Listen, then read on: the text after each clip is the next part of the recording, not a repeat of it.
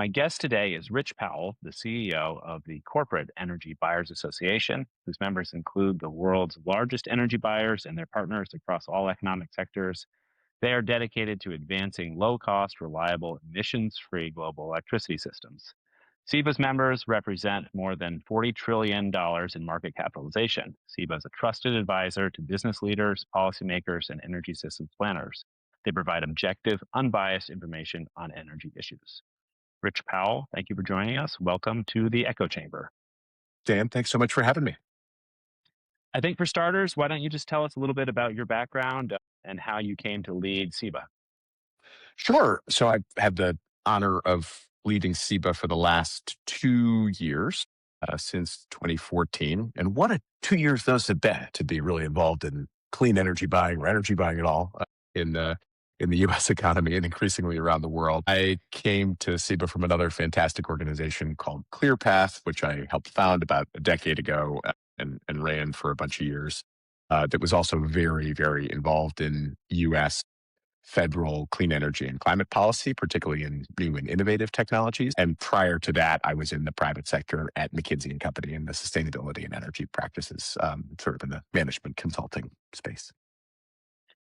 And for those folks in the audience who might not be familiar with the organization, who does CEBA represent, and what kind of policies are you advocating for in Washington? So CEBA has more than 300 member companies.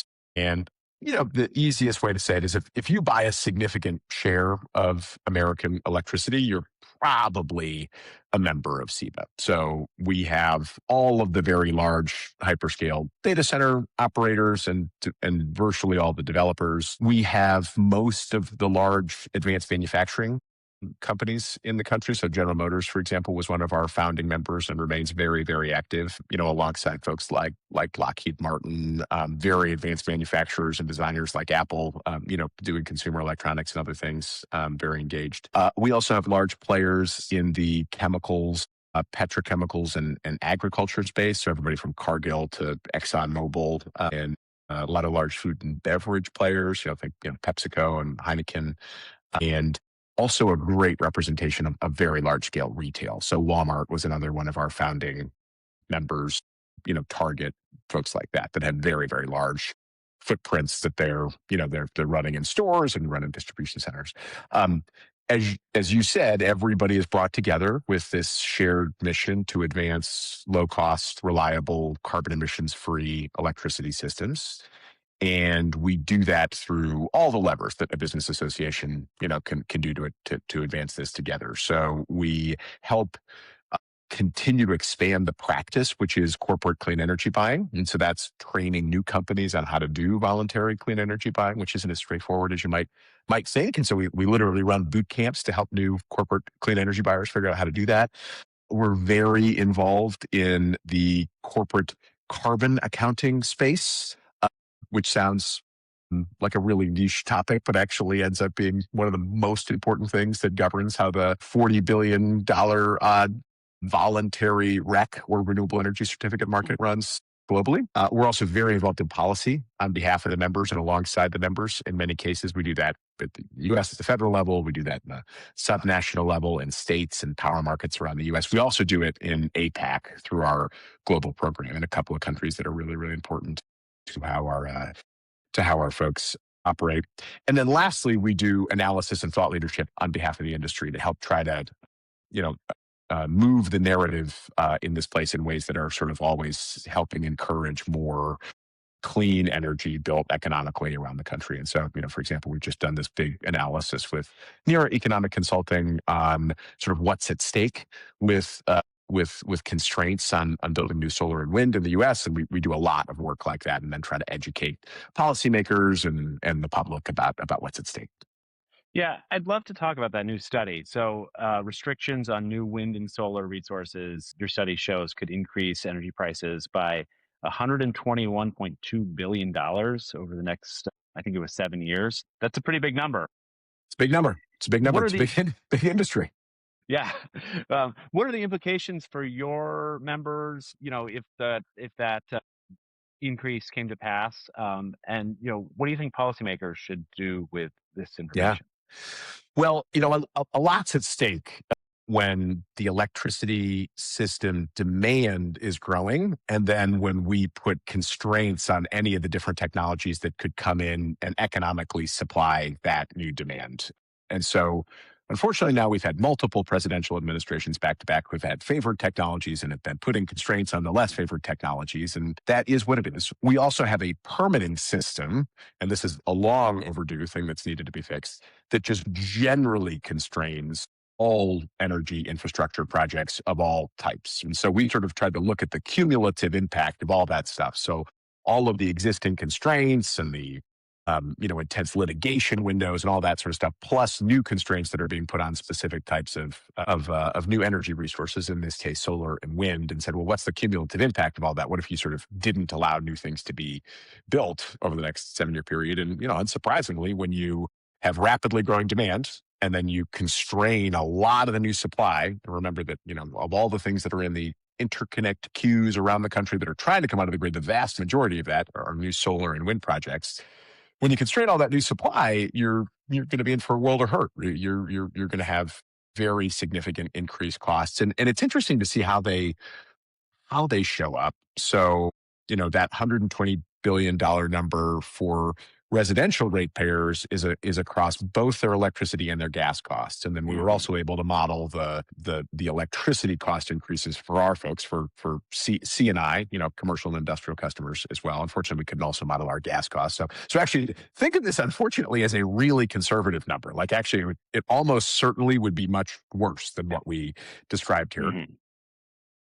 And when you constrain the most economical new resources, which in many parts of the country, almost every part of the country, is a lot new solar and wind coming in and into the grid, it means you're going to have to go to the next most economical thing, which in this case is gas, building more gas, which is already the number one way that we generate electricity in the country. But then the more pressure you put on the gas power system and the gas supply, that increases the price of the molecules because we're going to be using more of them. So then everybody's, heating costs and cooking costs and all that stuff are going to go up when the natural gas prices rise as well. So there's that kind of second order effect. It's all captured in this for the residential ratepayers. And then obviously our costs, the C&I customer base costs go up a lot as well. By, of that 120, 40 billion of that is borne by us. But we care not just about our direct costs. We care a lot about the residential repairs because, of course, those are dollars that then that share of wallet is going to that as opposed They're not to going to your members. our members, our consumer electronics, our stores, Yeah. our pharmaceuticals, all the amazing things that we have to offer. Right? They're going to pay these electricity bills instead. So. It's not a good news story. It's kind of an own goal for the U.S. economy if we put these kind of constraints in place, and we're trying to ring the alarm bell now because we're really in a window. We're in a remarkable window right now in Congress where we've got a ton of bipartisan alignment that could result in a grand bargain on reforming our existing permitting system, on creating a standard for energy certainty so that these kinds of things done by, frankly, things done by the Biden administration, things done by the Trump administration to constrain different kinds of energy resources would no longer be allowed. And hopefully that we could also reform our transmission system to boot as part of this. Our study actually doesn't even build in anything around the costs and the benefits of new transmission in the system. But boy, if we could Mhm. get that as well as part of this grand bargain and really knit more of our big grids together so they could all be used more efficiently and new resources everywhere could be opened up, there's just an enormous opportunity ahead of us if we can get this right and if we can get this big legislative grand bargain done. I seem to remember learning in college something about, supply and demand, and Supply, you know, demand. if This supply is goes sophisticated down, stuff. Yeah, supply goes there down. was Yeah, I think there was yeah, a chart that, yeah. Just yeah. it was. There's So like an X. Yeah, yeah, it's yeah, it's yeah, it's that seems right. complicated stuff. It's complicated stuff. Yeah, Yeah, we try to keep it very very straightforward yeah, at CEBA. If you constrain supply and not demand, you should expect yeah, prices to go up very yeah. Believe it significantly. or not. Yeah, yeah. Yeah. But I mean, you raise a lot of good points just about the rationale behind building out clean energy infrastructure. And one of the things I find very interesting about SEBA is people, your members, all have very different motivations for wanting to support and wanting to purchase clean energy. And like certainly, I'm sure some are motivated by climate and are motivated by, Yeah. pollution and motivated by social pressure, but others are Yep. motivated purely by the economics. And, so 2025 came around, Trump came back to office, and it seemed like everybody was kind of writing the clean energy industry off and saying, "Oh, well, we don't care about that anymore. We're going back to oil and gas." And your research shows that actually 2025 was a record year for corporate clean energy deals, and 2026 is looking like it's going to even surpass 2025. That's right. So, despite this sort of turn against clean energy in Washington, and you know all the commentators saying, "Oh, well, we're clean energy is on its heels." What you've seen is there's still tremendous demand for these technologies. What does that tell us about the motivation behind some of your corporate energy buyers? What's driving them, Yeah. and where do you think the market is headed? So, as you said, there's lots of reasons to like these resources that happen to be carbon emissions free. And by the way, we cover the whole gamut. So if it's carbon emissions free, we like it. So, historically, our members bought a lot of wind, then they started to buy a tremendous amount of solar. Now, actually, the other interesting thing in the 2025 numbers is that by capacity, nuclear has become the second most Hmm.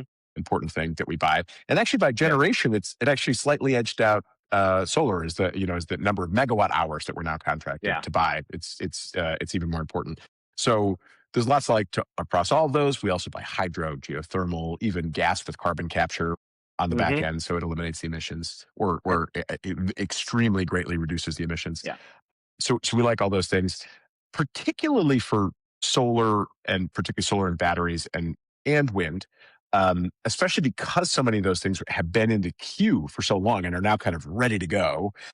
And frankly, because those projects are so quick to build. So I mean, once you actually break ground on a solar project, you're talking about something that can be, measured in a dozen months, maybe 18 months, even for the very largest solar projects, which is a lot faster than a lot of the other kinds of infrastructure that we build around the country. But again, our members love the idea of new nuclear energy, and we've contracted for a lot of new nuclear energy. But the experience in this country of that stuff being actually physically built is a long runway, right? The last reactors that we built in Georgia took about a decade to put together, and hmm, so if you're growing really fast and you need to have a priority on speed to power, so getting energized by the resources that can get onto the grid most quickly.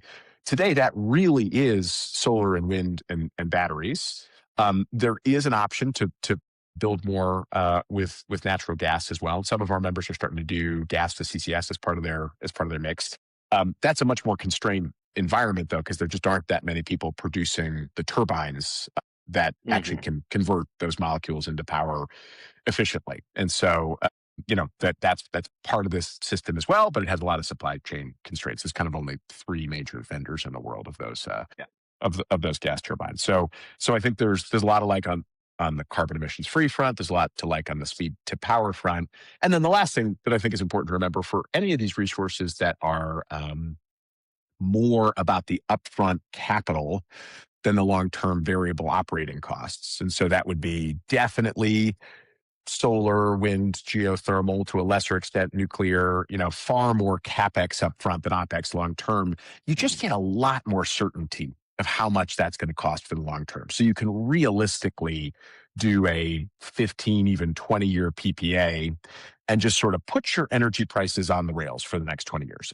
yeah, And but for our companies, like energy buying is not their core competence. It's not the thing that, that's making all, I mean, this is a thing that they love to say, okay, this is one less thing that we now have to worry about so that we can get back to running, hyperscale or hyper markets or hyperscale data centers or developing the next pharmaceutical or whatever we're doing. And these technologies let you do that with these very long-term PPAs in a way that is much more difficult to do with just your average electricity from the grid, or if you're buying from a highly variable fuel price resource like a natural gas plant. yeah. You set out to build a retail empire, and suddenly you're just doing energy arbitrage all day. Like, I, I mean, you know, I I think one less thing to worry about. One less yeah, thing to worry about absolutely. if you can, if you can, Yeah, if you can. Especially when you're looking out at our horizon right now and you're thinking yeah. like, wow, it sure seems like electricity prices are going to go up. So so making that bet, not only does it give you certainty, but you're also effectively making a bet that you're going to be able to lock in a better price now, even if it's frankly a little bit more expensive now. Um, but that is now going to be a steady thing where, with between economic growth and all of these constraints and all of this new demand coming into electricity, you're making a bet that the future electricity cost is probably going to be more than where it is today. Your report, mentions permitting, mentions transmission, it mentions tariffs, expiring tax credits, all as concerns for corporate energy buyers. That's a pretty long list. If you could fix just one of those, what do you think would move the needle most? Oh, well, I have an answer because we've got, we're a highly former management consultant. So unsurprisingly, our strategy setting process is highly analytical.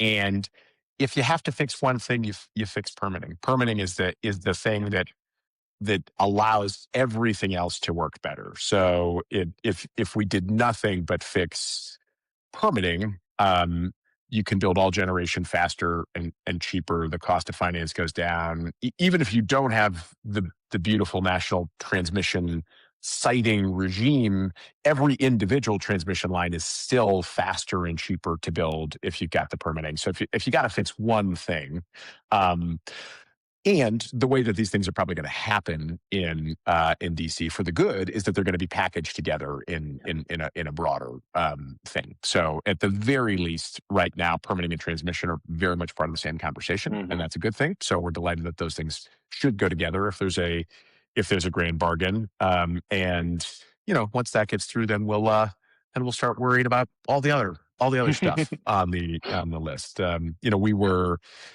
our big uh, you know, analysis last year, like we've just done with NERA this year, was to look at what would happen if the tax credits went away, and to show that unfortunately there will also be a very significant price increase due to the expiration of those credits. That decision was made by Congress, and so there's kind of a bargain was struck to phase those out for solar and wind over the coming years, and to maintain them for the clean firm, the kind of more nascent clean firm resources, geothermal and enhanced nuclear and all that kind Hmm. of stuff, in the 2030s. So that is where we are, and we're gonna have to live with that. But that obviously is a concern of ours. We're already seeing prices that have accelerated pretty materially in the past 2 years. Well, really, the past 4 years, and we expect those prices to go up even further. So, there are still a number of markets where it's economical to buy, particularly the market where we're most active as a membership in Texas and ERCOT. About a Hmm. third of all the corporate clean energy that's been purchased in the U.S. since 2014 has all been in the ERCOT market. But in a lot of places, it's going to become more and more difficult to purchase new wind and solar in particular, Hmm. especially if we don't take care of the permitting issues. Yeah, yeah, that makes sense. Yeah, permitting seems like the thing that unlocks everything else. Indeed.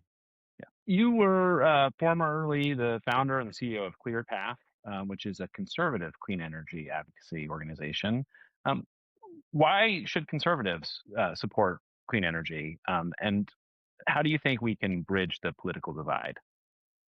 Well, I just want to correct the record. I'll say a founder. The great Jay Faison founded ClearPath and remains the chairman of ClearPath, and is just a wonderful, very visionary, and incredibly generous person and philanthropist. So Jay took me along on that amazing journey, and we built the thing over about a decade. It was focused on finding a way to give conservative policymakers an ally and a resource to help craft their own version of clean energy and climate policy in the way that in DC, a left of center policymaker has an embarrassment of options of Hmm. places that they could go to get advice and guidance and policy ideas, and conservative policymakers just weren't seeing that in the same way. And so we helped create a platform heavily focused on innovating new advanced clean technologies in the US, removing regulatory constraints and permitting requirements so that we could build enough to demonstrate them here, and then exporting them to the rest of the world. And so we were very involved in things like the Energy Act of 2020 and the bipartisan infrastructure law in 2021 that helped put in place a lot of the foundational things. And it's been a pretty satisfying through line for me between these two roles. And I'm still very involved on the boards of ClearPath, but to now see a lot of the policies we created at ClearPath that enabled a lot of demonstrations of a lot of these new technologies. So think like enhanced geothermal or advanced nuclear, really long duration energy storage. And now my members at CEBA have been the original buyer for virtually every one of those and every one of those projects that were enabled by the policy that we sort of set up at ClearPath. So that's been pretty satisfying to see that all those things now being taken up by large corporate clean energy buyers. Mhm. That's great. What lessons have you learned about kind of, bridging political divides and finding common ground in, your work at ClearPath and at Yeah. CEBA? Um, well, I mean, things I always say are, boy, things are so tribal in DC, and people tell these stories about the other side. And, I just always start with sort of like assume good intent, like Mhm. just start by assuming that if somebody's opposed to what you're, it's not because they're evil or they, if they've got a fundamentally different value set than they do. Like, what if they actually do have good, reasonable questions about that, right? I mean, I think a lot of conservative policymakers had really significant questions about a system that relied entirely on intermittent resources, which at the time when we started ClearPath was more of the dominant kind of democratic line, was that things that should be 100% renewable. And so a lot of conservative policymakers are like, how's that going to work? How are we going to have a system that's 100% renewable? Do we actually have enough capacity and storage and all that kind of other stuff to make that happen? And now, obviously, so actually, they had a really good point. We did need to do more on clean, firm resources and long duration energy storage and all that kind of stuff. So that was a valuable contribution that conservative policymakers brought into our national conversation about clean energy and climate. So, I think assuming good intent, I think meeting people where they are, being willing to agree on the things that you agree on and not having to agree on all the other stuff. So if somebody likes nuclear energy, just take that as a win. Doesn't matter why they like it. Doesn't matter if you agree about whether climate change, anthropogenic climate change is happening or not. Like if you agree on that thing and can work on that together, that's great. Take it as a win. And so those are probably two big learnings. Yeah, and I mean, just a lesson from this conversation is like people can have different motivations for supporting different Sure. policies, and Yeah. if you find that common ground, you can work together no matter what. Yeah. Um, so, last question, a little bit of a fun one. What is something about you that would surprise people? And you can go either the personal route or the professional route. Oh boy. I'll the personal route, which is what I was telling you. I when I grew up, our family business was a hot air balloon charter ride business. So I am a FAA certified Wow. commercial hot air balloon pilot. I don't get to do that very much anymore. Living here in DC in highly controlled airspace, but Yeah. I do technically have that license and can fly a hot air balloon when pressed. When pressed. Yeah. how often, how often are you pressed? I've I've done it one time in the last decade, which I've Yeah. it's been a busy decade. It's Yeah, been a busy yeah. decade, but Yeah, yeah, yeah, yeah. The yeah, license yeah. doesn't expire. You don't have It to get doesn't your expire. It flight doesn't expire. hours in. I do That's have good.